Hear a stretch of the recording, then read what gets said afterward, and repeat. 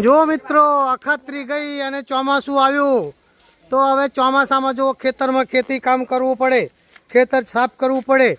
મકાન આગળ આવા લીમડા હોય તો મોટા ડાર પાડી દેવા પડે, કેમ કે ચોમાસું આવે અને ડાર ભાગે તો કોકને વગાડે, આ તાર હોય ને નડે તો નુકસાન થાય. મિત્રો અને આ લીમડો પાડ્યો છે, લો પાવો, આ લીમડો પાડ્યો છે તો જુઓ આપણે લીમડા વિશે થોડુંક જાણી લઈએ.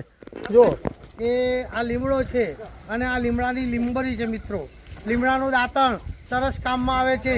લીમડાના પાનની દવા બને છે. કડવી વસ્તુ તમે દવા ખાવ તો દવા કડવી જ હોય છે.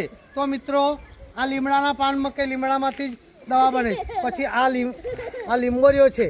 આ લીંબોરી સુકાય એટલે સરસ. એનું પહેલાં તો લીંબોરીઓ બધા ભેગા કરતા હતા અને અત્યારે કરે છે છોકરાઓ. લીંબોરીઓ વીણી લાવે, ભેગા કરે, કોથળીઓ ભરે અને પછી એનું તેલ કાઢે. આ તેલ મિત્રો આયુર્વેદિક દવાના કામમાં આવે છે. આમાંથી તેલ નીકળે. આટલી બોટલી હોય નાની, પણ એ 50 રૂપિયા 100 રૂપિયાની મળે. તો મિત્રો એની અત્યારે કિંમત નથી, પણ જ્યારે દવાના કામમાં વપરાય ત્યારે એની કિંમત વધી જાય છે. ખસ, ખરજવું, દાદર, ચામડીના રોગો માટે આ લીંબોળીનું તેલ અવશ્ય કામનું છે મિત્રો. તો જો આ નાના નાના બાળકોને પણ ખૂબ મજા પડે છે આ લીમડા માટે.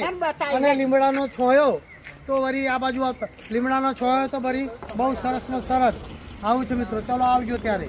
વધુ કોઈ જાણતા હોય તો લાઈક કરજો, શેર કરજો.